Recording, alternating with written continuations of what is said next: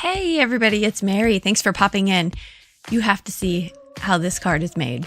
It looks so simple, but it is so fun. It's like the new magical way to make cards. Let's get into it. Okay, so I fell a little victim to seeing a reel on social media and saying, I must have that stamp and do this technique. And so here we are 6 months later. I did it. I'm so excited. All right, so this is the Cosmic Shimmer, our favorite place rubber stamp. So I'm going to show you a couple things not to do and then the way to do it. Okay. So you're going to have to remove the rubber mat out of your MISTI if you're using a MISTI, because this is a rubber stamp. So we want to make sure that we have enough space to stamp. I'm going to use craft cardstock, just like the example video showed me. And I'm going to use first Memento Tuxedo Black ink. Now, I realized in my journey to do this technique multiple times, because I kept messing it up, that you really only need to stamp it once, because we're going to go back and stamp it again. So you just really need to stamp it once. But here you go. You stamp it. Now I'm going to show you in this example that I got good pressure on it with my little tool there. And then I'm going to go back and stamp it again with Memento Tuxedo Black ink. It's neither here nor there. I'm just kind of cutting to the end and saying, you only have to stamp it once. That's it. Very simple. So I stamp it twice on this first example. Okay. And we're going to do the same thing. I'm going to use my tool to get some pressure.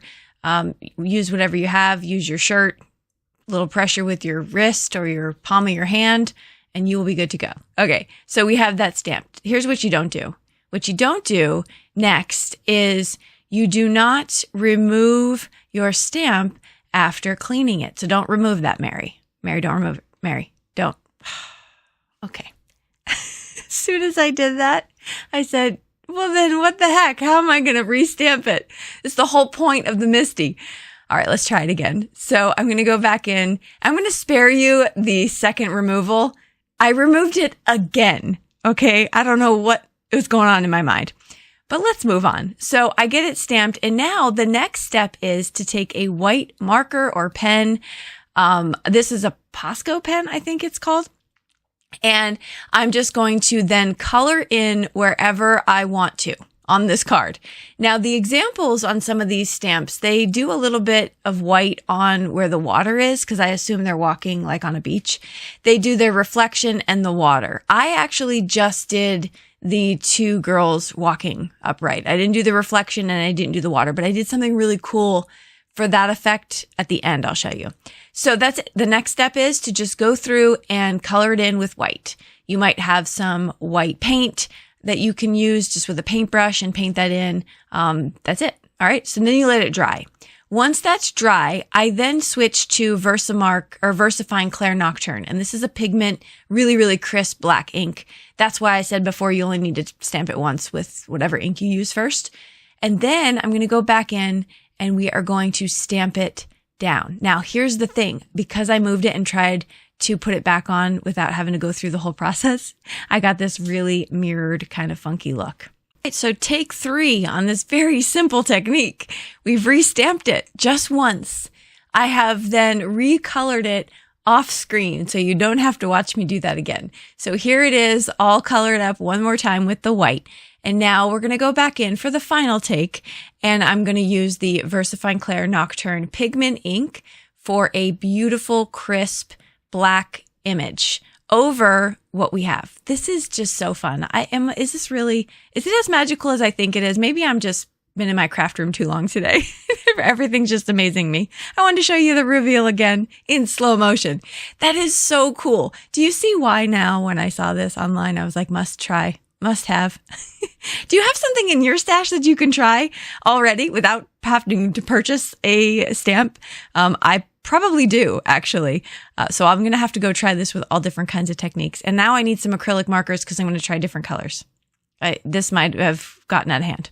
Now I'm going to stamp my sentiment right there at the top. I don't have a clue what this says, so I pulled in the other one first just to kind of have an idea. And it really is the sweetest sentiment. Says together is our favorite place to be. So that's super sweet. All right. So I get that sentiment down. I'm going to trim this down a couple times because the way I stamped it, it really wasn't even. And so I want to get that centered. And then I'm actually just going to put this right on a card base. I'm not going to remove any from the top or bottom. So the length of the card is still going to be 5.5 inches. And then across is just going to be 4 inches about.